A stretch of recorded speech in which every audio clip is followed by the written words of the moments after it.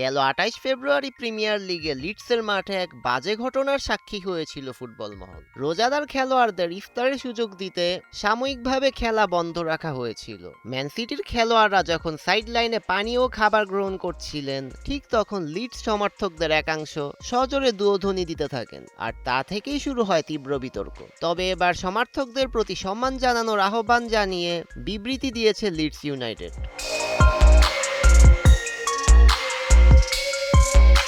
আজ রাত এফএ কাপের পঞ্চম রাউন্ডে নরউইচ সিটির বিপক্ষে মাঠে নামছে লিডস, আর এই উদ্দেশ্যেই ম্যাচের আগে সমর্থকদের এই বার্তা দেয় ক্লাবটি। পরিকল্পনা অনুযায়ী সূর্যাস্তের পর ম্যাচের একটি নির্দিষ্ট সময়ে খেলা সাময়িকভাবে বন্ধ থাকবে, যাতে রমজান পালন করা খেলোয়াড়েরা ইফতার করতে পারেন। লিডস ইউনাইটেড জানিয়েছে, সূর্যাস্তের সময় সন্ধ্যা ৫টা ৫৬ মিনিটের পর রেফারি অল্প সময়ের জন্য খেলা থামাবেন। এই সময় দুই দলের খেলোয়াড়রা লিকুইড ও এনার্জি সাপ্লিমেন্ট গ্রহণ করতে পারবেন নির্ধারিত প্রোটোকল অনুযায়ী।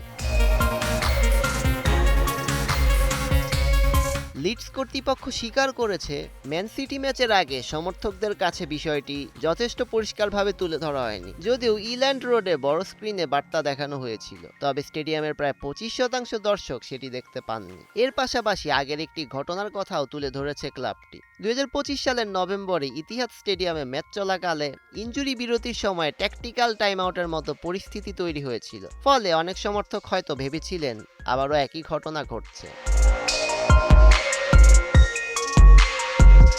সব মিলিয়ে নরউইচের বিপক্ষে যেন কোনো ভুল বোঝাবুঝি না হয় এবং স্টেডিয়ামে ইতিবাচক পরিবেশ বজায় থাকে, সেজন্যই আগেভাগে সমর্থকদের প্রতি সম্মান ও সচেতনতার বার্তা দিয়েছে লিডস ইউনাইটেড।